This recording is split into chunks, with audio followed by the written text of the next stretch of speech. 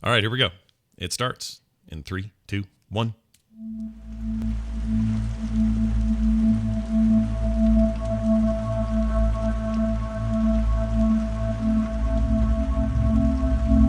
Welcome to, or welcome back, to There Will Be Dungeons, a D&D show where we play Dungeons & Dragons, as you may have guessed from the description.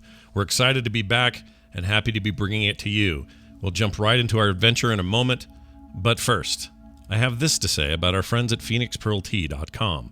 You can right now, to celebrate 100 plus episodes of this show, we're offering 20% off any There Will Be Dungeons teas with a promo code TWBD100. That's TWBD100 at checkout. There's a link to this on our website at therewillbedungeons.com, or you can go straight to phoenixpearltea.com/TWBD and use that code TWBD100 at checkout and get a great tea for less. Specifically 20% off. And that could be your whole order. You could order like 20 teas and get 20% off the whole thing.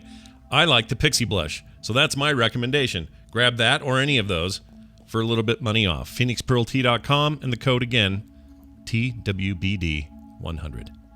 All right, before we get into the meat of today's adventure, we go to Kristen, who has a read from last week. Kristen, your notes, please. Last time on There Will Be Dungeons, they prepared for their plan. Downward, they were directed to a blacksmith in the bowels of the building. Verl and Stanley purloined pointies while Nash and Hope watched. Neither magic nor munition were manufactured by the makesman. Bizarre, however, was a buoyant broomstick Hope bagged. Down in these depths, farther than the farrier, sat a summoning circle Nash could now navigate. But for this feat, he demanded a duration of detailing. Their time transpired, and soon the sound of their sortie became impossible to ignore. They fled to the front fence, where a progression of paladins pushed against assailants to buy the bunch time to teleport to the top of the tower.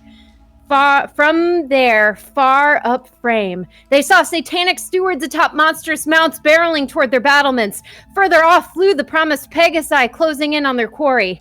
Nash drew out his dragon while the rest readied their raid. Burrell roped a rider as Hope tried to bait with her broom, and Nash banished a beast before barreling toward battle, but it was Stanley who secured the secret to slaughter: the monolith's magic. Demons weren't only deterred by it, they were destroyed. Seeing the success, Hope flew fast, desiring to dive down on the terror trailed by Varel. Nash immediately imposed Enlarge to aid in the assault, but concentration cracked. The banished baddie popped back to the plane, knotted with Nash. Now rejoin our heroes as they discover the damage caused by a dissipated demon. How will Nash survive this sickening synthesization? Are the Pegasi going to prove to be powerful? And what other wiles will the worshippers of wretchedness reveal? Stay tuned for today's adventure through the high heights and singular sights of the Outlands.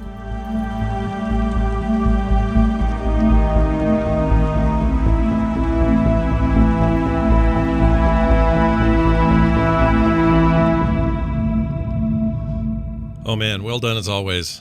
And, Bo, we're in your hands. My fate is literally in your hands.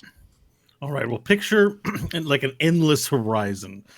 Just all around there's land, but the land has hills and jagged mountains, and the ground is black or deep gray, crusted and rotten. And all across this landscape of hills and mountains you see are dotted the rows and columns of a large army whose don't wear any suits of armor, don't bring any banners with them, but have the machines of war at their back, large braziers of fire belching from different spots. They're burning their bras in piles. Yeah. Wait, is it brazier? Rally. I don't know. Whatever the pronunciation is. I always heard braziers, but I don't know anything. It's whatever. Brazier, like the Seattle radio guy. Oh, like Frasier. Frasier. Yeah, TV's Frasier. Flaming different parts through the rows and columns, and we sort of, move like a bird atop them, and we fly and pan up, and in the distance against this blackened sky and charred hills, you see a white tower, square, looking like an Xbox Series X on the horizon, shining out, and atop it, the machines of war are firing, large flaming rocks at this tower. You see, whoo, whoo, whoo. And then atop it, you see flying just above a squadron of paladins atop Pegasi. And they're just diving down to reach the center of the tower where Knight Commander Elentris Vane stands with her large sword made of pure light and the chest containing Zorander's fist right by her side. And she looks up to them waiting, counting the seconds for which they can come down. But then we pan a little bit over to the west side of the tower and we see where the true center of chaos exists. Stanley looks up in horror as he sees Nash all of a sudden enter into fits of convulsion as the green-skinned winged demon appears in the spot of space that he occupies, and both of them start convulsing crazily. The unintended, the circumstance leading to two beings occupying the exact same physical space in creation. And Hope and Varel see none of this, as Hope is in the current process of nose diving one of the demons that Varel has a harness on. Basically, he's wrapped a rope, I believe, around its legs, around its foot, and he's dangling in the air of the same one as it goes up. Now, Nash, it was your turn when we left, I believe. Or was it? It was. You moved to that spot. Yeah, that was my... and your concentration broke, and it appeared in your spot. Yeah. And you begin convulsing, and you look down to see what this sudden pain is as you shake, and you see embedded inside your body, like a Siamese twin, this green demon. And it looks at you, and it says, "All life must end." And it appears undeterred by its circumstance and unfreaked out, still insisting on keeping the topic of conversation, the universe ending. Now, it was your turn when we left, right? It wasn't. I think I did everything and then moved. So I think my movement was the end of my turn. Okay, perfect. So then what happens next is, as we slow down into slow motion and everyone's in the middle of their activities, a being materializes from thin air. It was the being that had... Oops, shit, I moved a map tile. Oops, shit. Oop shit. What's his name? Sorry, That's a great name for an NPC. You should write it down. Oop shit's pretty good, actually. I am Oop shit Vandabuse. Vandabuse. Actually, he's not going to appear there. He's going to appear at a safe distance up in the air. He appears at a safe distance up in the air above Knight Commander Elentris Vane. And this is the weird creature that was behind all of the demonic bodies. So these creatures that you're facing are these large, the size of a house, Hulk-like beings with large wings and big horns and giant axes in their hands, looking as the most demonic thing you've ever seen. And then there's these little green-skinned creatures that Stanley, you in particular, had surmised might be like a squadron commander. So the squadron commander, which is this green, almost alien, like it's just got a smooth green head and large yellow eyes, appears behind you, but targeting the Knight Commander, and it casts a spell. Okay, and it's a spell we haven't seen before, so I might, like we do with you guys, at a new spell. Exciting. That's cool. All right, so... a storm made up of sheets of roaring flame appears in a location you choose within range. The area of the storm consists of up to 10 10-foot cubes. You can arrange as you wish. Each cube must have blah, blah, blah. Each cube must have at least one face adjacent to the face of another cube. Oh, interesting. Each creature in the area. Okay, perfect. So he summons down a firestorm from the sky. So the sky opens up, the clouds swirl, and this large... these large pellets of fire just begin raining down on the point near the Knight Commander as well as you. So if I paint this out, I said 7. Is that what I said? Up to 10. Oh, 10 10-foot cubes. Okay, so 1, 2, 3, 4. All right, well, the 7's... Oh, 5, 6, 7. Perfect. Okay, so we're going to start with the Knight Commander. How does this work? It takes 7d10 fire damage on a failed save. So I was going to say, there's no save? It's just, man, that's brutal. No, there is a save, so...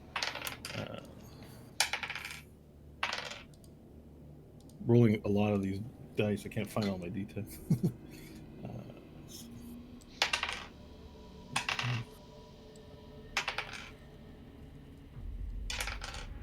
Oh, wait, I'm only rolling... Oh, no, 70-10 for anyone in the area. Okay, perfect. All right, so Knight Commander Elantris takes 40 points of fire damage. Oh my gosh. All right, and I need the rest of you to make saving throws, please, as fire rains down on your locations, including those that are in the air. What kind of saving throw? Dexterity, please.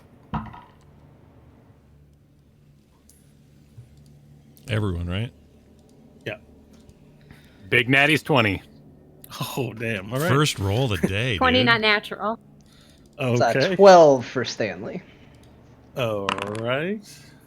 A 17 for Nashwell. You know what? I'm going to spend my DM inspiration and re-roll it. Okay. Good call. That brings us to 20. Okay, perfect. So all of you take half damage, so that's 20, except for Varel, who is also shielded by the body above him, so the firestorm just pelts off the demon above you, and you don't take any damage from the firestorm. If I have fire resistance, do I then half the half? Resistance is halving. No, you don't have a half. Sorry, do you have more than one instance of fire resistance? No, just naturally. It's just being a tiefling. Yeah, then you take half. Yeah, then you have to. I get what you're saying. You have to half. You're technically not having a half because if you have double resistance, you don't get the benefit twice. So I think that's what I understood. It doesn't stack, is what you're saying. Yeah, but if you save, then you also get resistance on the damage because the damage doesn't get applied until we've done the save. So Roger. Does the demon take any fire damage? Yes, it does. Okay, cool. He has to take the fire damage as well as him roll a saving throw. I didn't roll the save. Perfect. He takes the full brunt of the hit. Sweet. As you see, just like he's being he's nose diving, and he's noticed Hope, and he's flying towards her, but then a big pile of firestorm hit him in the face instead. For 40 points of damage. Okay. I just gotta do a resistance check here. Okay, perfect. Because those are easy to forget. Okay, that's the firestorm that he cast. What else has he got? All right, he has appeared now, so he can be seen. It is now the good guy's turn. And by good guys, I just mean the good guys in this conflict, and I'm not making a statement about the party. Okay, so let's see here. What is the flight speed of the Pegasus? 90 feet of flying. Pretty good, eh? All right, so 1, 2, 10, 15, 20, 25, 30, 35, 40, 45. All right, so they begin flying above 50. All right, and as they get in close, this particular Pegasus engages with the general who's launched the firestorm, makes a strike with a sword, flies by. The blade swings. This one as well starts to break formation a little bit and moves in towards this vulnerable creature. General, and misses as well. This guy here flies out a little further, almost as if to cover a particular angle. And then, they spread out in formation. So we'll get this guy sort of flying over here, this guy flying over here, and the most ornate of the paladins astride the Pegasus flies down above the Knight Commander and raises a hand down to collect the floating chest. And there's something, I don't know, strange about these paladins and their ability. So the Knight Commander, Elantris Vane, had the chest. It was white box, but it would float, and it would look like it was made out of ivory or some rock that shouldn't be floating. So the Knight Commander holds up her hand, and the box floats up, and as the Pegasus with the other Knight Commander atop it reaches her hand down and lifts the box and has it in her hand, flying just above the Knight Commander. Okay. That will be everything there. Varel, you are up. Awesome. Well, seeing that they took fire damage and I have been hoisted up to a point where I can attack this feller, am I enlarged? Did that succeed? Concentration was broken with the last thing that happened to Nash. Okay, so cool. So I'm not a big boy. You shrunk. Yeah, you shrunk back down.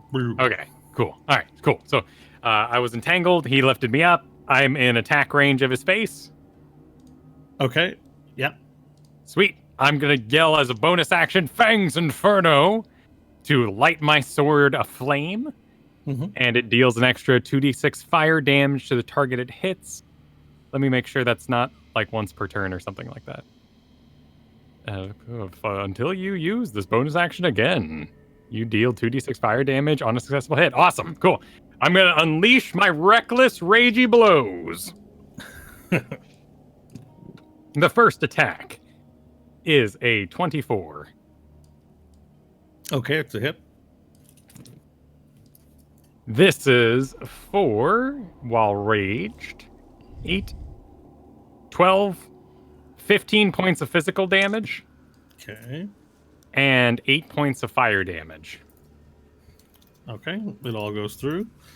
So you're still holding onto the rope. You haven't grappled him yet, so you're not on him. So you're stabbing up like into his legs, basically, right? Or you're a little higher up. You know what? There's a technicality there that we might need to refresh because it is a two-hander, and I can't wield it. I literally can't in the rules wield it without two hands. So I have bitten the rope then. Okay, perfect. I was gonna give you like maybe like a kung fu movie kind of thing where you're just in the air. Then we'll deal with the falling later, but you get your strikes kind of thing. You know what I mean? Yeah. But you're holding on, so I'll need an athletics. Yeah, okay, you can bite it. It's pretty easy. It's fine. Yeah, well, lizard style. Yeah, I'll allow it. Use your mouth. You two-handed it while you're biting on the rope, holding on for dear life. Sweet. Second attack then. Unless you want me to use my first attack to bite the rope. No, your attack. No, because you can only multi-attack. You can't multi-action, right? So okay, fine. All right, coming in second attack. Equally reckless. Hey, and at 20. Hey, lucky day. Nice. Lucky day. You're going to pay for that later. I will. Yeah. It's all going to come crashing down. What do you mean? What do you mean, Scott? Good. Whenever you have good rolls like this, it's like Vegas rules, man. He's going to just bottom out at some point. Like, guys, I quit D&D. It's gambling. Real glasses half empty outlook on rolling. Yeah. As a barbarian, you can roll one additional weapon dice damage on a critical hit. So I'm doing that. Brutal critical or whatever? Yeah, it's extra brutes. All right, so that is 12, 18, with the extra 22 plus the rage is 25 points of physical damage. Oh, geez. That's pretty good. And an extra 5 fire damage on the back end. Okay, perfect. All right, so you let out the first blow, just sort of, it's almost like it weakens up the spot for you to get in and get your critical blow. So the first blow just sinks in, not very deep, cutting the creature, and then you just let it rip, and the sword sinks in deeply into its side and pulls out some kind of an internal organ. You're not sure what it is. It's kind of green and brown and peach colored and has two little hoops on the end, like places where maybe veins go in or something goes in. There's these two little hoops and little like liquids, like, and it flops out. It's this huge internal organ of the demon. You have no idea what it is. It's flying across the battlefield. Awesome. I'm all about it, and that ends my turn. Oh shit, I need that. All right. Perfect. Well, the creature that you've just assaulted, Varel, looks down to see what's assaulting him, sees you holding on by your teeth, and then turns around and goes to attack you as your eyes go like super wide. Brings down his axe upon you. Okay. Wait, is that what he's going to do? Would he do that? Bring down his axe upon you. Now, what if he did this other thing he does? Cool. All right. He looks at you, and there's a sense from the look on his face that he reads as being in danger. So he says a few words that you don't understand in Infernal, like and then he disappears. Well, he doesn't disappear. Rather, his form becomes a blur, and he sort of splits into. Sorry. I just need to clarify something here. He splits into 4. Okay. And the 4 is split around you, Varel, in the air. And they're all attached to the rope that you have in your teeth. All right. So all of a sudden, four of these green creatures that Hope is nosediving are now surrounding you. Okay, perfect. What is next here? I think that's all. If it's a magic spell, like a lot of these creatures get multi-attack, but if they cast a spell, then that's what they've done. So that's what this creature does. Now, to the north of the tower, you hear a loud battle cry: "Rend their flesh!" And another squadron of these enemy, these giant, large green flying demons appears from the northern side of the. I think you hurt your microphone, by the way. Oh, did I? I'm sorry. Is it too No, loud it for you guys? just went really quiet for a minute. Maybe it's adjusting or something. I don't know. Oh, it might be. Yeah, maybe I clipped it. You mean? And yeah, you sound better now. I think maybe I don't know. The Discord update may have changed it so that stuff's back on by default. I don't know. Oh, did I get noise gated? No. Something like that, yeah. It seems to have come back, though. All right, so from the northern side, you see another squadron fly in. Same as before. There are 5 of these green demons, and then one of those green-skinned, more humanoid-looking beings atop a flaming horse. And they fly in and begin assaulting the paladins on the northern side. Okay, so let's see here. Attack rolls for... Actually, this thing had its turn earlier, so technically it'd be still up here. So these things come in an attack. It's a 16. That's with the modifier. That's going to hit. Sorry, I've got to do a bit of AI stuff here, given that there are AI controlled beings on this. You know, that being me. You're a good AI. I like your artificial intelligence. Okay. It sounds like compliments that don't sound like compliments. No. All right. The first one misses. Second one. Wow. I cannot roll anything to save my life. Okay. This one does something strange. As you're all sort of, I don't know, pretty busy, kind of too busy to notice this. But this one bloop, disappears out of existence. Bloop, and appears next to its teammate and attacks that paladin right in front of it. So, oh shit, and it misses. Okay, that dice is going away. Like no, keep it. In a row. Yeah, keep that one going. Dice. That's my favorite dice you have. The whole time. All right. Yeah, that's good. Let's see. So we got 3 more. Well, we got a lot more creatures that are going to do attacks here. Okay, that is a hit. Finally. All right.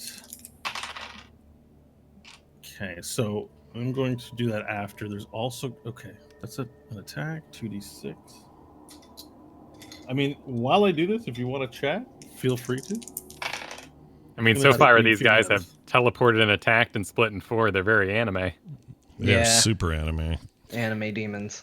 I just like the image of Varel having a demon balloon. Instead of demon balloons, he went at the fair or something. It's just like all the ropes coming down into just one and Varel just dangling from it. Exactly.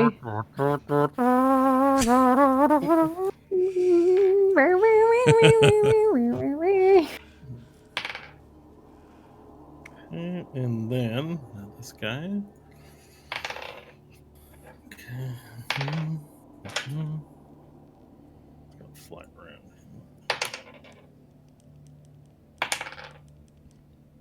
It's like a die for every limb. So this paladin here on the north east side of the top of the tower, who's flown in position to try and defend, gets overwhelmed by 3 of them, and the Pegasus, he's astride one of the demons, takes his axe and just sinks it into the side of the white mane, or not mane, but white coat of this horse, and then red blood just splatters everywhere, all over, and it clumps up in these little patches on its fur.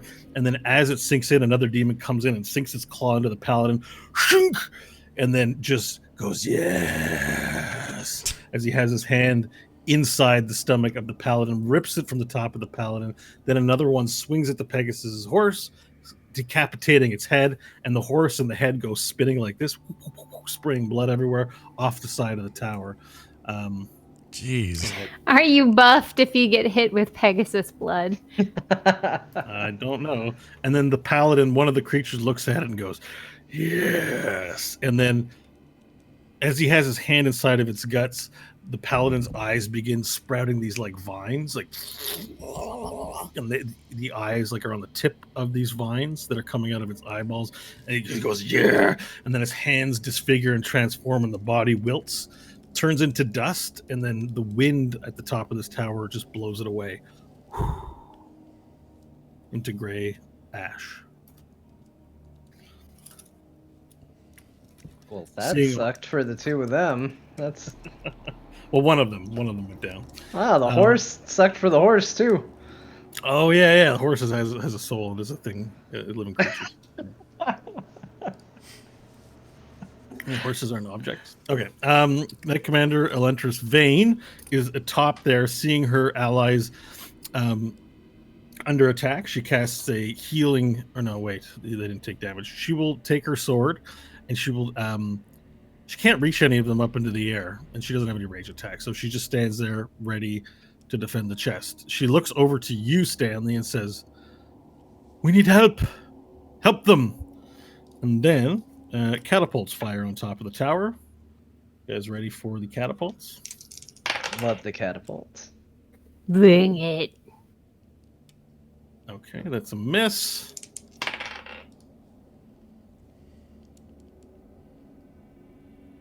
Okay, there's going to be one. You guys are flying, so you guys won't hit. Anyone flying won't get hit with them, I think. So that's fine. So 3 shots hit the top of the tower, but don't hit anything or anyone of significance. This time, it's now the turn for this guy to move forward. Not the guy astrode the demonic horse, but the demonic horse itself comes in behind these large green creatures and surveys the work that they do. We finally get around to Hope. Hope, you're aboard a broom. You're riding a broom. You're riding a broom, the witch style, and you are nosediving what seemed to be one of these green demons, with Varel, climbing up and assaulting it with his sword. However, it's split into 4 surrounding Varel, and that's what you're looking at right now as you nosedive down to their location. Yeah. Let's see. What are we up to now? Fate 7. So we'll call it the Fate 7 for now. Okay, Fate 7. And when she sees the split, she'll immediately stop the broom, and she'll take 2 shots at 2 different demons to see if maybe the bullets will dispel something or the damage is shared. Okay, very good. Then make your attack rolls, please. And could you tell me which ones you're hitting? You can go like southwest, northeast. That they're all sort of in a. Perfect. It'll be the south and north ones. South and north ones. Okay, perfect. Okay, cool. The first one is a 19. Okay. Let's see. I have to do a thing here.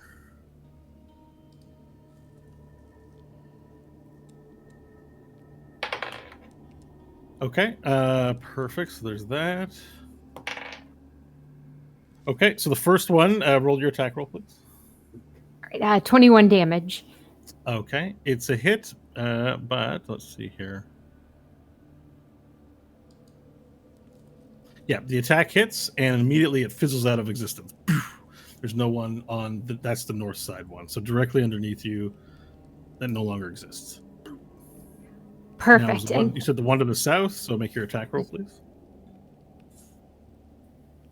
15. 15. That is a miss. The bullet whizzes by.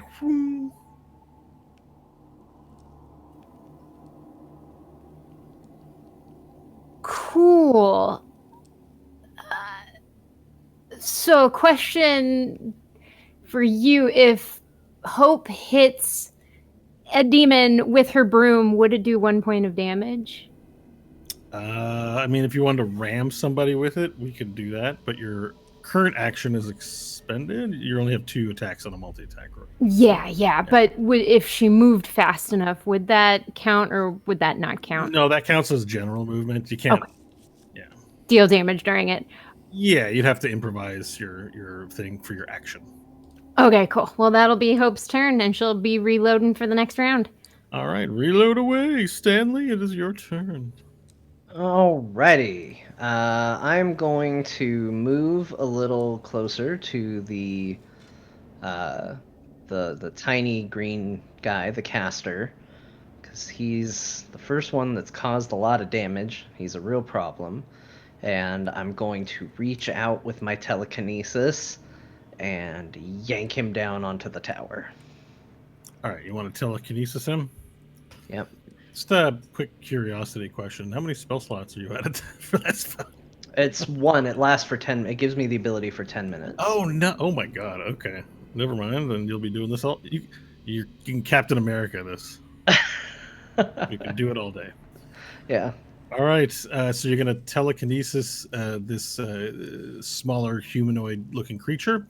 Yep. What's so we have my a, saving throw? a strength contest, I believe, is what we're doing. Okay.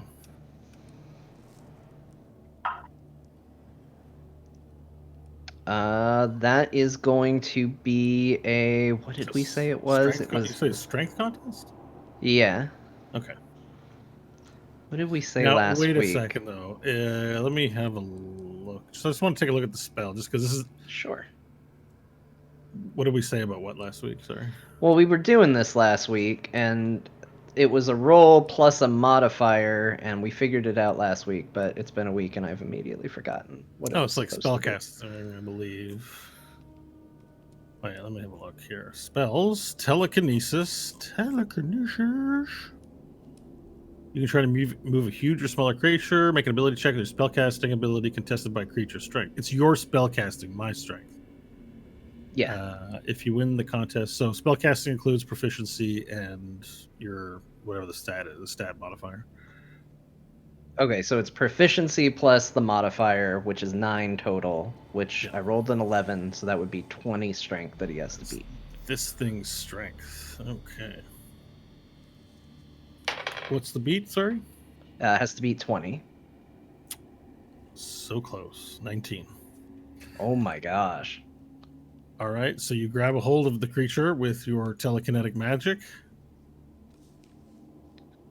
Pull him down. Pull them down. You pull them down into the surface of the tower, and as he moves down, he seems to recoil. He doesn't have a mouth, so he doesn't make any noises or screams. You just see the yellow eyes widen and his body like push back, try to grab onto something. There's nothing to grab onto, and you just sort of slam him. And as he hits the ground with such force, he just explodes into like this vertical pile of blood, just like, and then it just lands on top. And there's this large yellow splat where you fried him against the tower. Nice. And then, as a bonus action, I'm going to use another one of my bardic inspirations and recast my Mantle of Inspiration to my allies again, which, let me see, because now we got these Pegasi people. So 5 creatures. Let me see what the range is. Sorry. 60 feet. I just want to see if I can get... So I can get the Knight Commander. I can get Hope. I can get Varel. Nash is too far. Myself.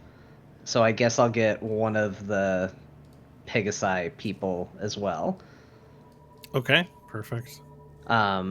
So they get if you haven't already spent them, you get 11 temporary hit points, and if you want to spend your reaction, you can use your movement without getting an opportunity attack. All right, which one of the Pegasi guys did you give it to? We'll say the closest one to me, this one right here. Okay, perfect. So with the free movement, she turns around and sees that her ally has been taken out. Like that horse murder was pretty noticeable, but pretty egregious. She turns around and she starts heading to it's her full movement. Wait, did you give it to her or the Pegasus? Sorry. Oh, yeah, technically I gave it to her. So, yeah, that's Okay, not so going she to can't affect move the anywhere. Pegasus. Yeah. All right. She can dance around on the Pegasus. But Knight Commander has it, and so does everybody except Nash. Okay. So Varel and Hope, you have temporary hit points refreshed from Stanley, and you can move your movement speed. They're both in the air though, but you can Oh, still yeah. move. Hope, you can move. Varel, you can let go of holding onto the rope if you want. No, I'm good. I'm good where I'm at. But I also still have my temporary hit points. So if you want to target someone else, if that's worth happening, go for it. Yeah, I don't think Stanley would have a way of knowing that, so I think he would just put it on the people he trusts most. So Aw. go to allies, and then he'd go, I got one more, and then he'd shoot it at the first person he saw. All right. So anything else you'd like to do? Is that you got movement? I think left. I do have movement. I think I'll just move. No, you know what? I want to keep my reaction. I'll stay here. All right. Perfect. Now after Stanley's turn, two clouds of smoke sort of gather up on the northwest side of the tower and the southeast side of the tower. And these two columns of smoke begin sort of appearing on either side. Unclear what it is. Nash, it is your turn, and we finally get to you. And what's happening with Nash? Okay. Nash, you look down and you see this giant creature is embedded in your dragon body. It can see you, you can see it. You're both stuck together. You've calmed down from convulsing as the battle has clanged out all around you. Now, there's something important that we have to discuss, Scott. Yeah.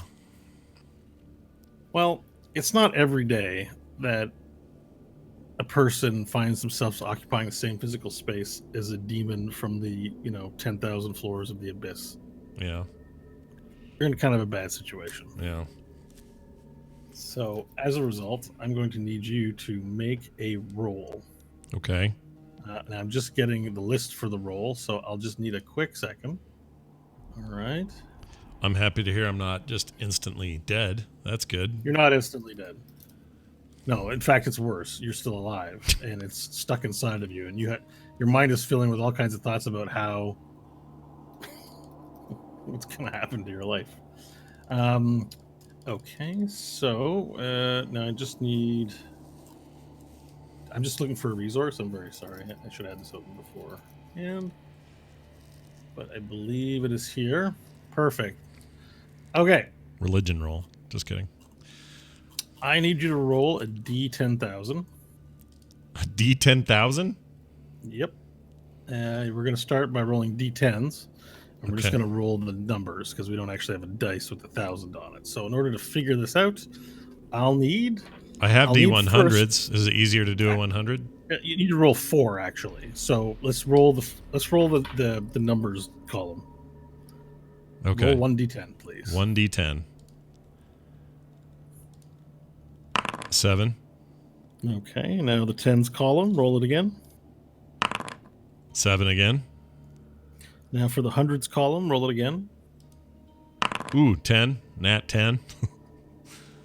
Okay, okay. And for the next one, please. 5. Okay, perfect. So here we go. I'm going to use this information to determine a result. It was so calm, but that's the most terrifying thing I've ever heard Bo say in my life. Yeah. I'm going to use this information to determine a result. Yeah. Something very understated and therefore Okay. terrifying about the words. So here's what's going to happen. You now become absolutely certain. It's an unshakable truth throughout your soul due to the reprogramming of your mind that you're going to die in a picture of a lake. In a picture of a lake or in a lake? In a picture of a lake. Inside a portrait of a So lake. basically a painting of a lake. Or a drawing of a lake. Yeah. Okay. Painting, drawing, whatever you want to imagine. That's where you're going to be in that and you're going to die. Okay. And this is a fundamental truth of your character right now. It may not impact you at all, but you know your last day on creation in this D&D game, you're going to die in a picture of a lake. That But sounds wait, about right for Nash. not in an actual lake, but in just a picture of a lake, I'll die. In a picture of a lake. So I won't really die then. Just a picture of me will? No, you will die. You Nash Magard of the Solar Mines will know that it is your last day when you drown in a picture of a lake. In a picture of a lake. Yeah, let's say die is a little too. Let's say drown. Okay, drown in a picture. Okay, of a I lake. drown in a picture of a lake. Mm-hmm. Okay. All right, now that you know that, that thought leaves your mind immediately as you have this giant demon embedded in your dragon body, and it needs to go, and it's looking at you like it's about to attack you. It's your turn. What would you like to do? Oh my gosh. Well, do I have my faculties? Can I cast spells and things? You can. You can't move. I can't move. Or at least, no, you can. You can. You can do anything. I can move. But if you move, you bring your friend with you. Am I You have hindered? a Siamese twin. Am I hindered in my distance I can go or anything like that? Is it halved or Nope. It's not Nope, rough you can do terrain. whatever you want. Okay. Oh man. Knowing all of that, which I didn't know until just this minute, I would like to probably try to neutralize or kill what's in me. Can I roll insight or something to see if I think that if I hurt or harm this creature that it will hurt or harm me by doing so? Yeah, that's the kind of thing that you'd need some time to think and experiment with. Not time for 6 seconds. Okay, let me ask you this. If I am 100% certain in my soul of souls that I'm going to die in a picture of a lake, right? Yeah. Okay, then I'm going to attempt to... Is his head close to me, the demon? Close to my head? Yeah, I mean, if you think of if you picture your dragon body, I know you can relate to this, but if you picture your dragon form, you turn around and move your head and you see that there's a demon embedded inside like your rib cage, kind of perpendicular, and getting his axe ready to bring it into you. All right. But you're a Siamese twin. Like where his body attaches to yours, it just looks like it's always been there. That you've always been a demon dragon, a Siamese twin demon dragon. All right, then I'm going to... Is it okay to say Siamese twin? Is that What's the word? Siamese? You're I supposed don't to know say, how like, they do that conjoined anymore. twins or something Yeah, I like don't that? know. Maybe that's not I right. don't know. Maybe. Okay. I don't know if this is going to work or not. All right. You're I'm gonna, fine. You already know how you're gonna die. Just attack him. It's Yeah, like I'm not gonna. So hurt here's you. what I'm gonna do with my one good hand, or what my good hand, or whatever hand is available and closest to being able to point blank in his face. I would like to fire a fire bolt directly into his beak, just right into his face. Sure. Make an attack roll, please. Okay. Come on. Now it is a ranged attack, and he's adjacent. You have to. That doesn't apply to spells, does it? I think it does. It does. With disadvantage, please. Oh, disadvantage? Yeah. Oh, well, I rolled a 12 and a 13, so I guess a 12. Is that with your modifier? Or is That's that your roll? that's with my modifier. Oh, yeah, no, you missed. It fires off into the air. Technically, I rolled a From your dragon claw, though. You took your dragon claw and went, but Yeah. it just missed, you know? Okay. Damn Sorry. it. All right. Well, I don't know that there's much point in me moving. Yeah, so bonus action and movement left. Okay. All right. What you tell me? You know how we got these ramparts right behind me there? Mm-hmm. Can my movement include me moving really hard into a rampart where his head is, or is that an attack? Well, you can't attack anything, but you could move yourself into position to do something funky on your turn, but you used your action. Well, I'm right next to it now, so if that counts as if the movement isn't going to give... You're flying above. Like, you guys were both floating above the tower. So if you want to, like, you want to stick his head into one of the ramparts and twist it off or something? Is that what? Oh, so I'm still in dragon form. You're in dragon form. Oh, shit. You flew in dragon form, and then the thing is your size, though. So you have a your size thing in your dragon body. Did I not emphasize the fact? Yeah, that no. If you did, I missed it. It's not your fault. It's okay. It's fine. It's fine. So yes, you're a dragon currently. Because what I would have probably done is breathe fire on it. I probably would have gone for a bite claw unit deal combo, but I'll okay. wait. Well, since you didn't know, I'll give you a pass. I don't want to mess with the. No, you didn't know. Let's do what a dragon would do. Firebolt is comical, and I enjoyed it, but it's like you can breathe fire on it. You can shred it to pieces. You've got high level spells, and you're using your dinky cantrip on it. Well, yeah. So, I just thought you didn't feel so. Let's go. I'm just picturing a body through my body. Okay, so. Oh, let me get the black dragon up. Black dragon. Yeah, Black in fact, dragon. I'll probably have to play that just for. There we go. Here we go. Okay. Black dragon. There she is. All right. Let's do the multi-attack on him then. Okay. We'll start with a bite. Let's see, there's no minimum range on that, right? I've never tried this before. Okay, no. Mm-hmm. Or maximum, or no, what am I trying to say? He can be right on me. It's fine. All right. Here we go. This is for hit. You ready? Mm-hmm. Okay. A 19. That's a hit. Okay. Here's my damage. Hold on. 2d plus 4. Oh, did you tell me these were immune to acid or something? What was the deal? They are immune to acid. Okay. Yes. You discovered that last week. Yeah, that's right. 2d10, no modifier. Okay, that'll be a 15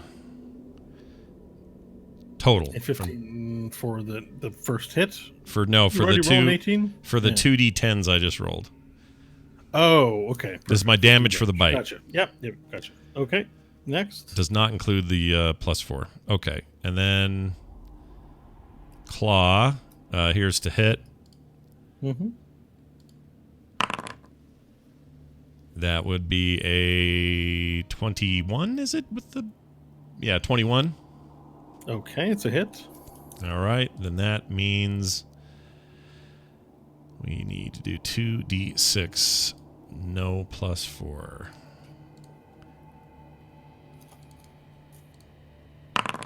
7 total. Okay, perfect. 2 and a 5. 7 points of damage. Okay, and then you have a bite, right? Yep. And that's going to be, for hit, a 18 again, which is still a hit, right? Yep, it's a okay. hit. And damage for that will be a 12. All right, then. Perfect. So you turn around, look at your body like a dog's staring at its own tail, trying to chase it around. And you just go to town on this thing. You start shredding it. Slice it once, whoosh, scales and blood splashing all across your face. Shink, another one, and then finally you dig into a bite. Arr! So you kind of look like this big dragon, but in the shape of a dog chasing its own tail, trying to kill this thing that's inside of you. You start spinning around like this. Okay. In the skies. Do I feel any of this? Just curious from a lore sort of story standpoint. Am I feeling the pain? No, you don't feel when you assault it. You don't feel it. Your nerves. Okay, cool. Reporting hurt to you. Okay. Next up, it is. Where are you, Nash? Oh, it's this guy here. All right, so we're back to some AI business. That creature, you killed it. Very well done. However, so I'm speaking of these generals, these green-skinned creatures with large yellow eyes. The second squadron, astride a flaming black horse, is riding atop it, and it is going to make an attack move of some kind.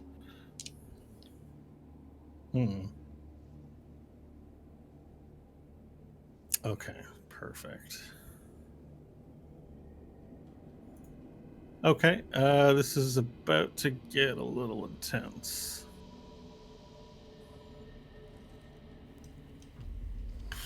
Range 60 feet. I always wanted to feel a demon Oh, inside never mind. me. It won't be that intense. Okay. It will be that intense. Crank up the intensity. Hang on. I'm going to be casting a spell, again, one of which we haven't used in our game before. Intensity, intensifying.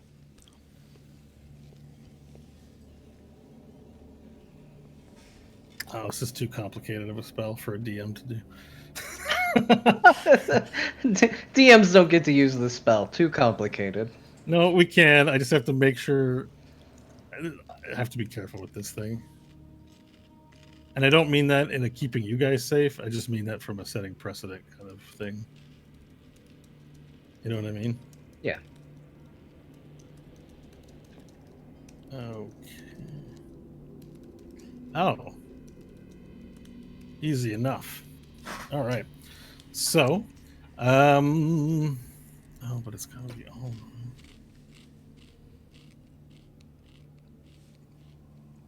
Okay, perfect. I need everyone. So this being atop the horse, he stops and the horse, rears up, and atop of it, he raises both of his hands up, and you hear this telepathic voice enter into your mind. As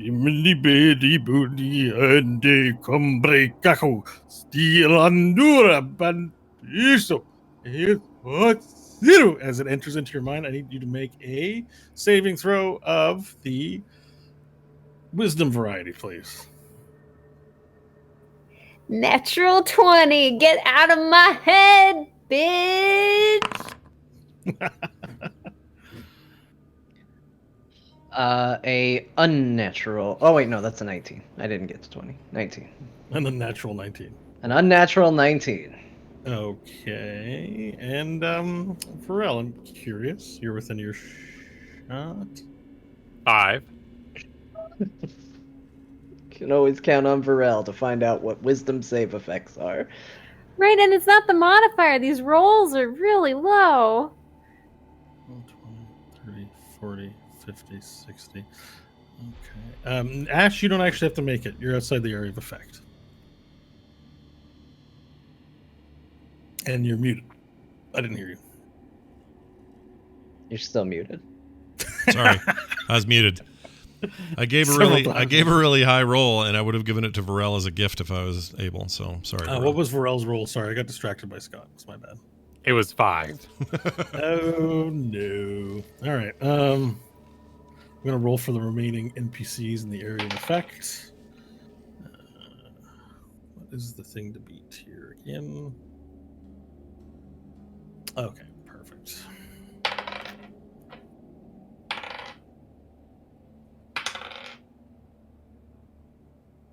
All right, perfect.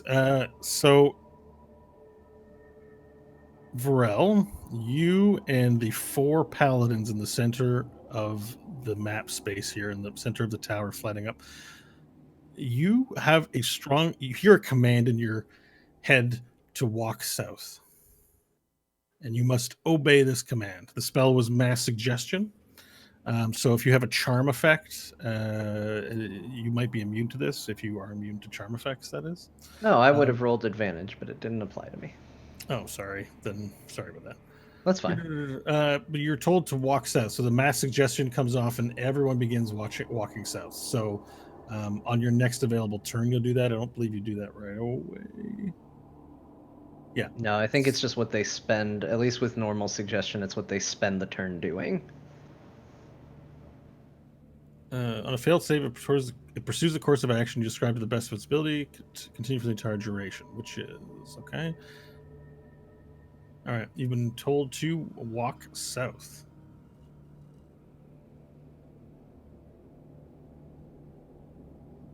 All right, perfect. That's its spell. It has casted it. That brings us to... So, Varel, you're affected by this walking of south? Awesome.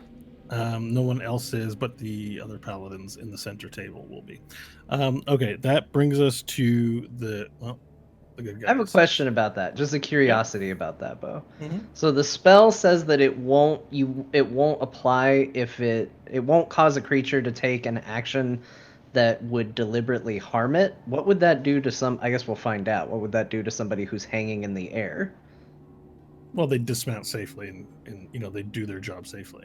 Okay. So you haven't lost all rational thought. You just have a mission that you have to accomplish, right? So you have this compulsion to complete the mission, or to complete the suggestion, rather. So it doesn't mean, for example, that you'll just walk off the side of the tower and kill yourself. It's just you have to go south. Okay. All right. Perfect. So that brings us so immediately the knights in the air, the knight commander, she lands. Or no, she doesn't land. She doesn't need to land to move south. She begins flying south. Now, the one danger about flying south is that the mass of the army is in the southern direction.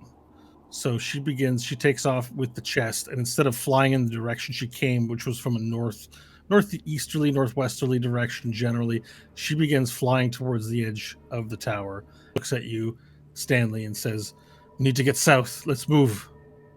And she gets down from that 20, 30, 40, uses a dash action to run to the southern side of the tower.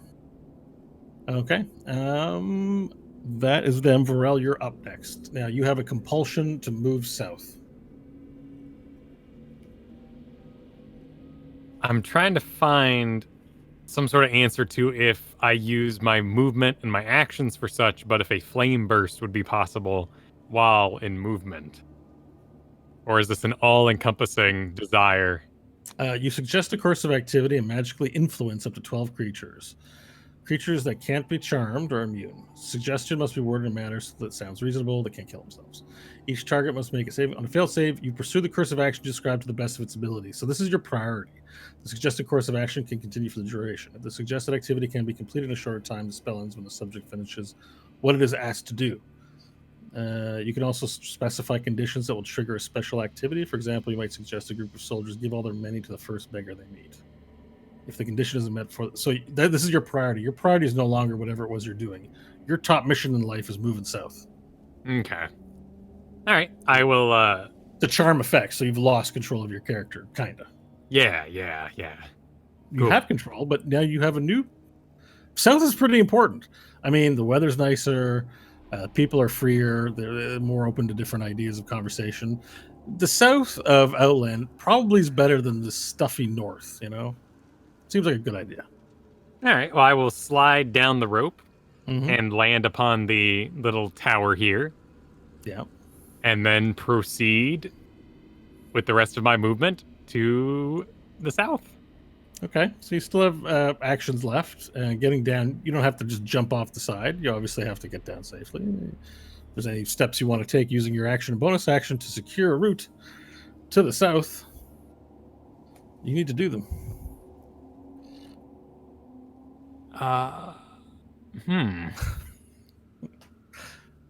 Did the monster, was he still holding onto the rope that I used to slide down?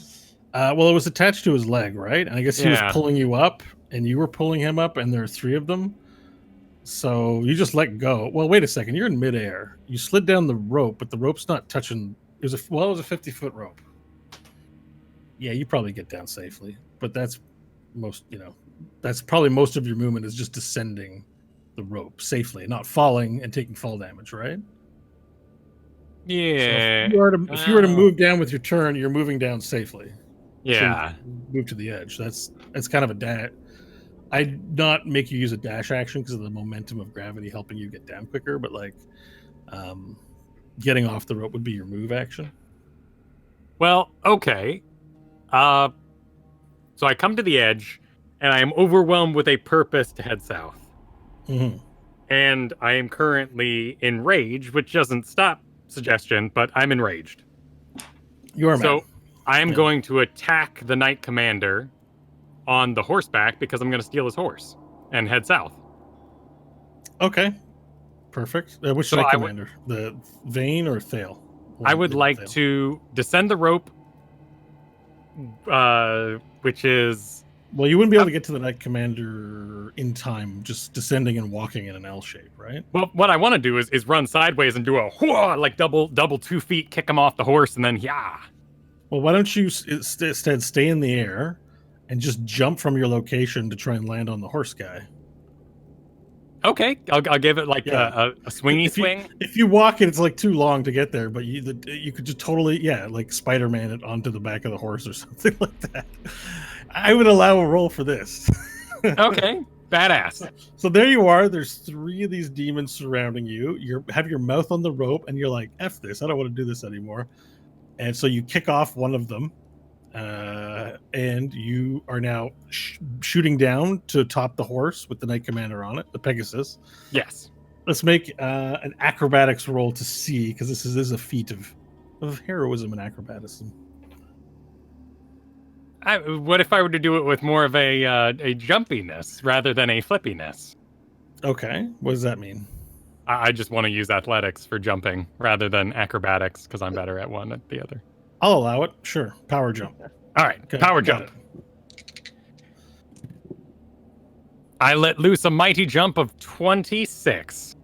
Yeah, okay. So, and part of the jump, the reason you're rolling is you probably could just jump and move there, but you wanted to knock him off the horse, right? Yeah. Yeah, so you just go feet first. Both feet land squarely in the back of the Knight Commander's back, and you dismount him. Or dismount her. She gets kicked right off the horse and starts flying. And as she's flying, her whatever magical grip on the box containing the Zorander's fist also falls, and it falls to the ground. Now, the way you kick her, I think it's very important to draw an arrow. Now, I don't want to do anything you're not particularly intending, so I'm going to let you decide to veto this if you want, Kyle. But you see the arrow? That's the momentum of the kick, right? Mm-hmm. So if you kick her off, here's what it looks like. You kick her off, right? You're right there. And she goes, ah! You still want to do that?